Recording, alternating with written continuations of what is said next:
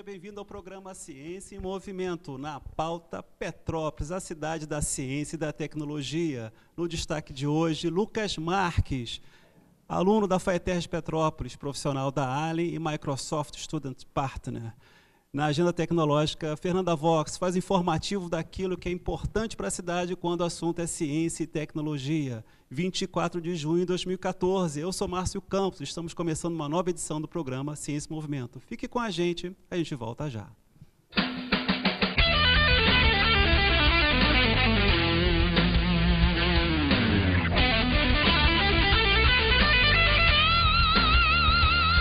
O Rio hoje é um dos estados que mais cria empregos no Brasil. E quem quiser se qualificar para aproveitar essas oportunidades, pode contar com os CVTs, os Centros de Formação Profissional que o governo do Rio espalhou por todo o estado.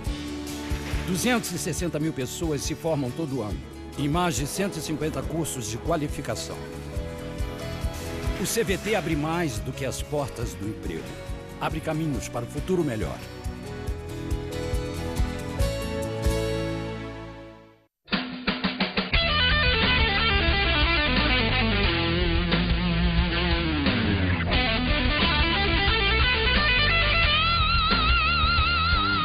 Estamos de volta com o programa Ciência e Movimento. No destaque de hoje, a entrevista com Lucas Marques, profissional da Allen, aluno da FAETERJ Petrópolis e Microsoft Student Partner. Vai falar com a gente sobre os projetos que ele tem realizado na cidade, no CPTI Petrópolis, na área de robótica. Mas antes disso, a nossa agenda tecnológica com Fernanda Vox.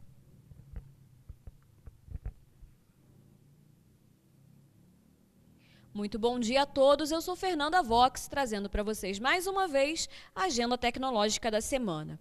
Como primeiro destaque, são os cursos gratuitos que o CPTI está oferecendo. As matrículas estão abertas para a segunda rodada de 2014 e as inscrições são feitas via internet. O site é o www.faetec.rj.gov.br. Repetindo, www.faetec.rj.gov.br. As inscrições podem ser feitas entre o dia 16, que já passou, até o dia 30 somente. Então fiquem atentos que o prazo já está no final. São vários cursos em diversas áreas, com idade a partir de 15 anos de idade. Os pré-requisitos e outros detalhes podem ser consultados no site também. E para você que assistiu o Ciência em Movimento da semana passada, nós falamos aqui da visitação que agora está disponível no LNCC. E eu fui até lá para conversar com a Simone Sattler para trazer mais detalhes para vocês. Acompanhem. O Laboratório Nacional de Computação Científica agora está de portas abertas para receber visitantes. Eu estou aqui com Simone Sattler, da Assessoria de Comunicação, que vai nos explicar melhor como que esse programa funciona. Simone, qual foi o objetivo do LNCC abrir para visitação? Fernanda, o LNCC sempre esteve com as portas abertas para visitação. E nós percebemos ao longo do tempo que poucas instituições de Petrópolis procuravam o LNCC para visita, geralmente pessoal do estado do Rio, mas Petrópolis muito pouco, Minas, Espírito Santo, enfim. E aí então a gente reforçou essa questão da visita ao LNCC, e principalmente para atrair as escolas petropolitanas, né, as instituições de ensino petropolitanas. Certo. E qual a importância dessas visitas? Assim, o que a pessoa que vier aqui vai ver de novo?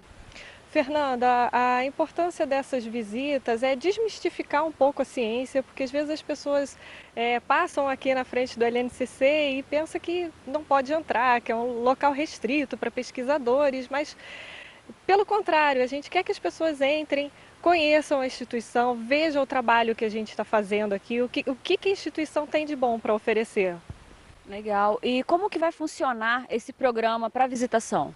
Fernanda, esse programa funciona da seguinte forma: é interessante que a pessoa responsável pelo grupo de alunos, né, pelo grupo que esteja interessado de vir aqui ao LNCC fazer a visita, é interessante que a pessoa entre em contato com a gente para marcar essa visita do grupo, tá? É sempre importante ter uma pessoa responsável pela visita. Certo. E qual seria o contato e o endereço também aqui da instituição? Fernanda, o contato pode ser ou comigo, Simone, ou com a Tatiana. Seria pelo telefone 2233-6039 e 2233-6101. E o endereço aqui da instituição é Avenida Getúlio Vargas, 333. A gente fica no Quitandinha. Certo, horário de funcionamento aqui? De 8 às 5, Fernanda. De 8 às 5, tá ótimo. Obrigada pela entrevista, tá, Simone? Então, quem ficou interessado pode ligar para cá, fazer seu agendamento e vir conhecer o LNCC. Fernanda Vox, para o Jornal Panorama. Então, agora, se você ficou interessado em fazer a visitação lá no LNCC, você já tem todas as informações, os contatos, tudo certinho. E outro trabalho que tem sido feito no Laboratório Nacional de Computação Científica é um trabalho muito bacana do Hemolab. É um trabalho de auxiliar em diagnóstico. O trabalho é feito em 3D e está sendo desenvolvido pelos pesquisadores aqui em Petrópolis. Esse trabalho bacana você confere agora nessa matéria. O sistema ImageLab foi desenvolvido no Laboratório Nacional de Computação Científica. A instituição, sediada em Petrópolis, é cenário de pesquisas diversas no campo científico.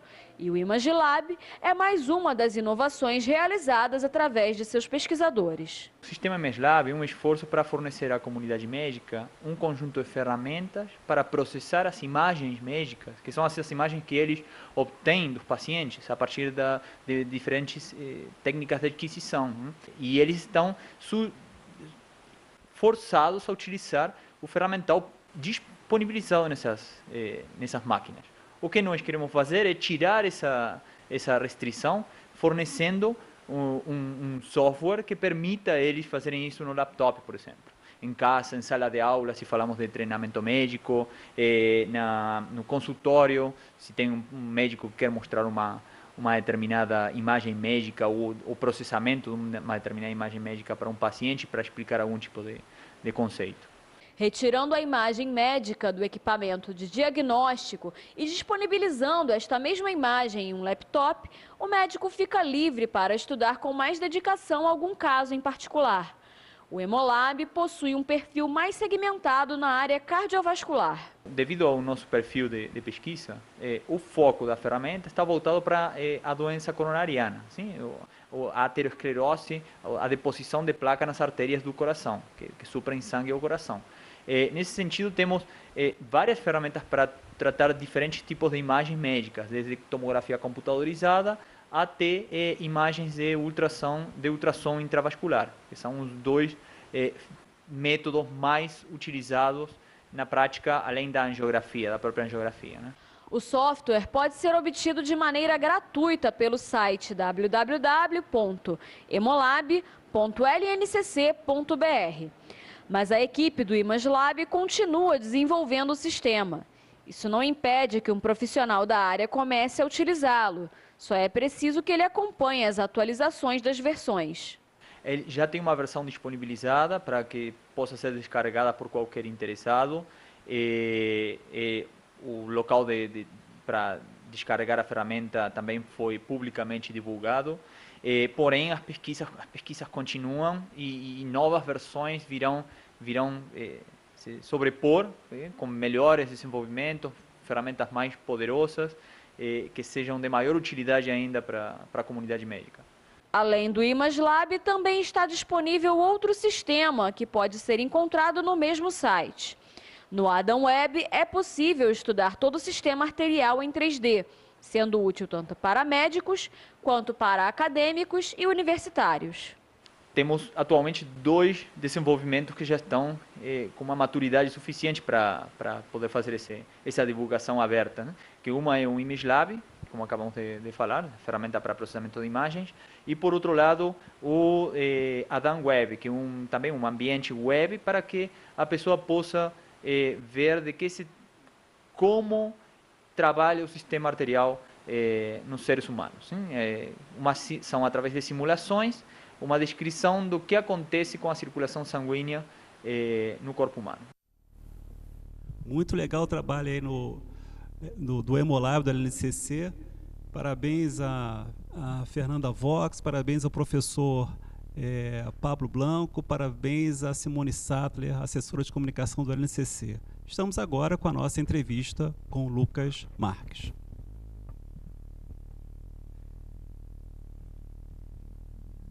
Bom, Lucas, seja bem-vindo aqui ao nosso programa. Você Bom dia.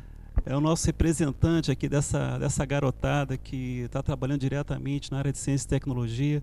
E a minha primeira pergunta para você é justamente essa, né? Como você se imaginava trabalhando na área de ciência e tecnologia? Bom dia a todos. Meu nome é Lucas Marques. Bom, Márcio, na verdade não. Isso foi algo bem interessante, porque quando eu estava terminando o ensino médio, né, quando eu estava no 9º ano, uma equipe mesmo de pessoas que estão envolvidas com buscar atividades para jovens e tal, mostraram para a gente um panfleto que tinha, por exemplo, o Senai e tinha o CPTI, né? E eu mostrei para minha mãe e para o meu pai, e eles fizeram entrar no CPTI, e aqui eu tô hoje. Foi basicamente essa a ideia. Você está com 19 anos agora, é isso? Sim, estou com 19 anos. Jovem já na área, né? Você hoje está cursando a FATERJ Petrópolis, lá no CPTI, correto? E você já está empregado na Allen. Qual a tua experiência hoje na Allen Informática aqui em Petrópolis? Então, eu estou na Allen mesmo, vai fazer um pouco mais de 2 anos, tá? Eu entrei na Allen como estagiário, agora sou contratado. Depois de 9 meses eu virei contratado. É uma experiência realmente enorme. Toda a questão profissional que você pode formar um profissional de tecnologia, a questão de projetos que você tem que estar envolvido, a questão mesmo até da pressão que muita gente fala, eu aprendi muita coisa lá. Eu acho que esse é um ponto importante. Você é Microsoft Student Partner. Explica um pouco para a gente o que é isso. Então, Microsoft Student Partner nada mais é do que um estudante que é parceiro Microsoft, tá? E que esse estudante ele tem que ter algumas características. Por exemplo, ele tem que procurar se falar melhor com as pessoas, ter um engajamento com as pessoas, como falar, como se portar. E o principal de tudo é você ter vontade de aprender a tecnologia. Basicamente isso que define o Microsoft Student Partner, no MSP. E basicamente eu trabalho como MSP divulgando tecnologia, seja por meio de palestras, eventos acadêmicos, meio de treinamentos, e é basicamente isso que eu faço. Você hoje é especialista em que áreas dentro da Allen? Então, na Allen eu trabalho mesmo com Microsoft Innovation Center. Eu sou especialista em Windows 8, aplicações Windows 8 e aplicações web. Basicamente isso, seguir esses 2 ramos dentro das certificações Microsoft. Que cursos você faz dentro da Allen para tirar essas certificações? Então, essa questão é importante. Eu basicamente não fiz nenhum curso. Sim, o que a gente faz? A gente pega, por exemplo, as certificações Microsoft geralmente são acompanhadas de um livro. E eu procurei um pouco desses livros e estudei por eles. Tem muitos na Microsoft, e tanto aqui em Petrópolis, na Allen, que tem umas certificações do nível MCT, que são Microsoft Certified Trainer.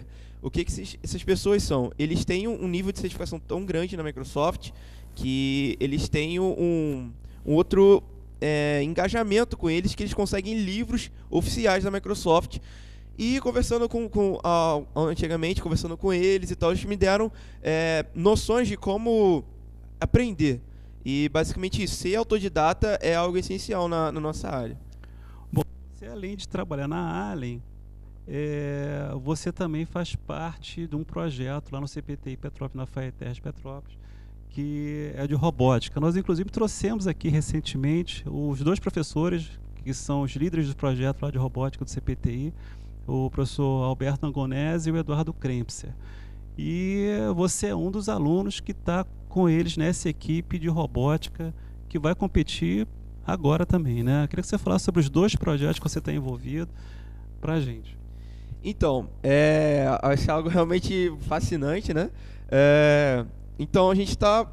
O projeto mesmo de robótica, a gente tem o laboratório, que é o Sistemas Inteligentes Robótica, e o que a gente tem? A gente tem 2 projetos, tá? O Sur Soccer, o que está mostrando ali, por exemplo, mostrando agora para vocês, é um exemplo que a gente trabalha lá.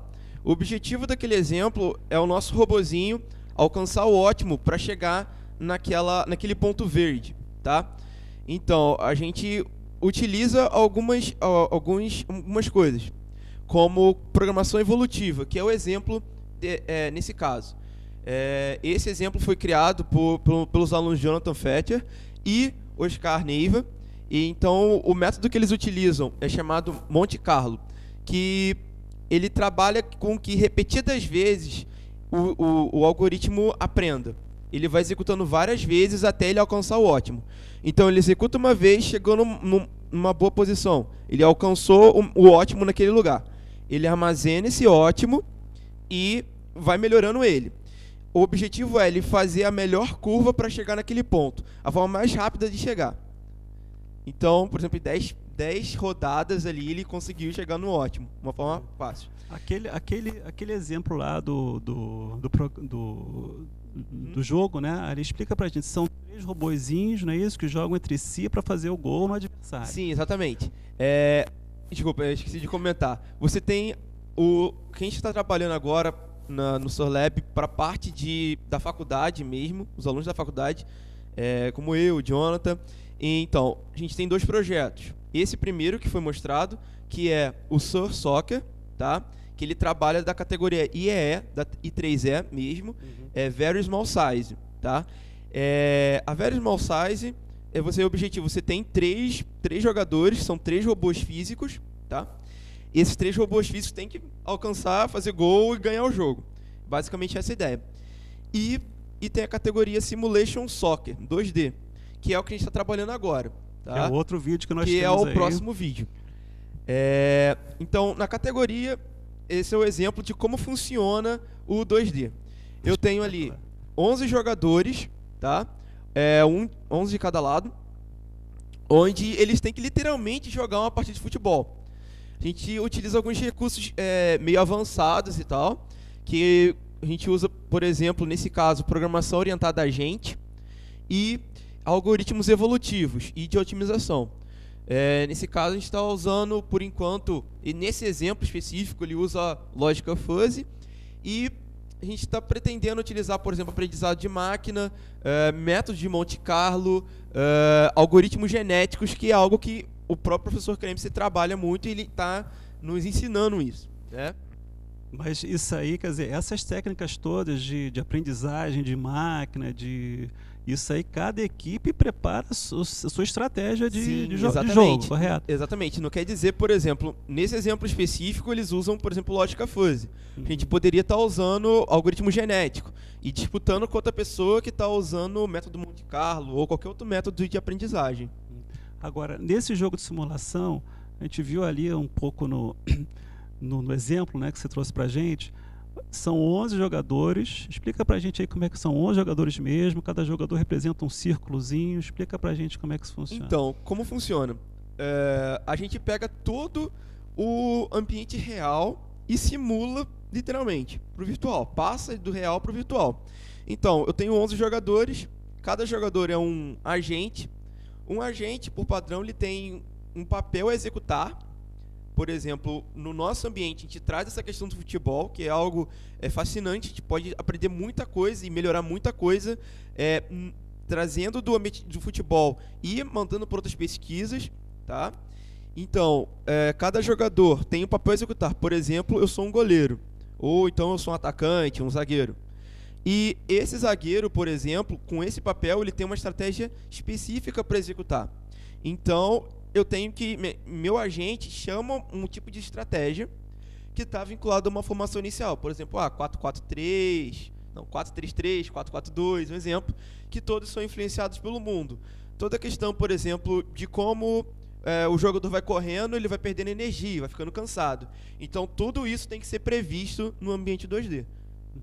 Agora, esses são 2 tipos de soccer, né, de futebol, que é jogo que vocês vão participar, correto? Sim. É o Very Small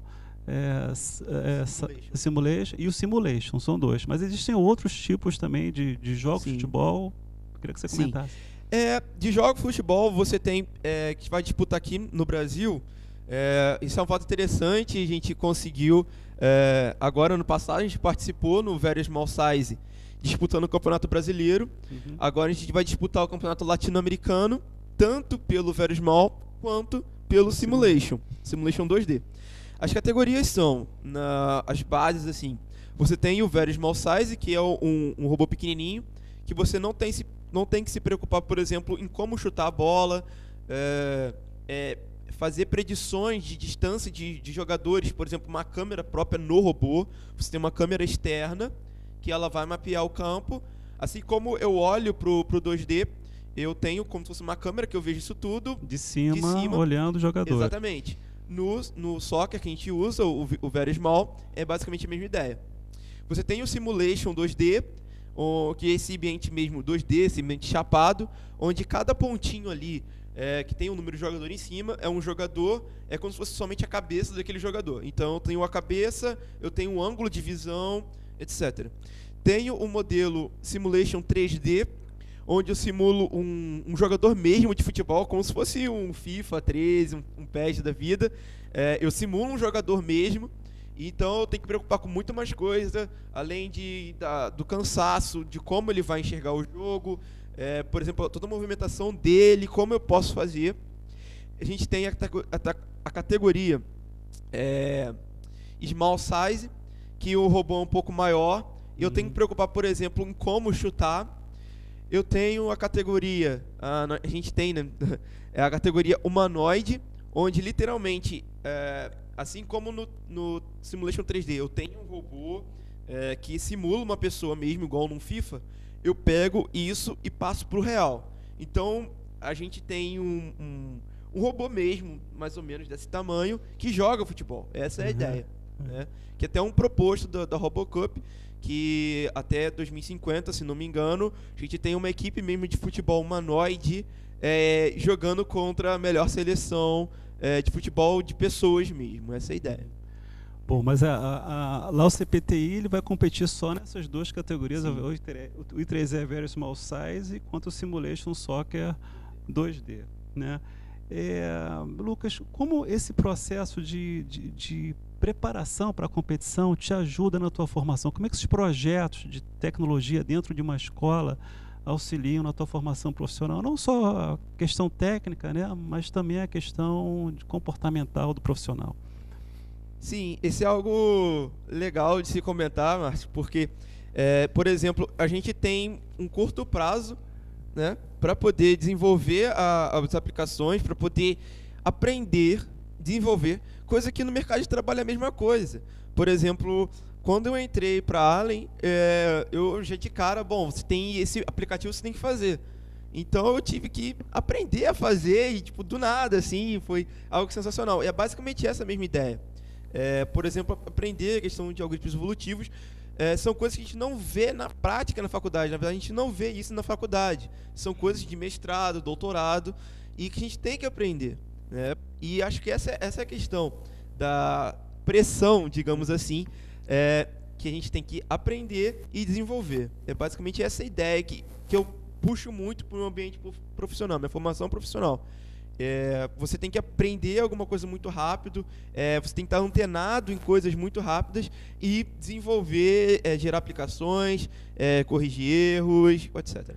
Lucas, muito obrigado em estar aqui já encerrando nosso programa. Foi um prazer ter você aqui. Mostra exatamente o que a nossa garotada, a nossa juventude pode fazer quando o assunto é ciência e tecnologia. Você já sabe, toda terça pela manhã, nosso programa ao vivo, às 9 da manhã de terça-feira. Se não for ao vivo, se você quiser ver quando você quiser a nossa programação, tem no nosso Facebook, TV Ciência e Movimento, e também na nossa página no canal YouTube, TV Ciência e Movimento. Foi um prazer tê-lo aqui conosco, um forte abraço, até a próxima terça.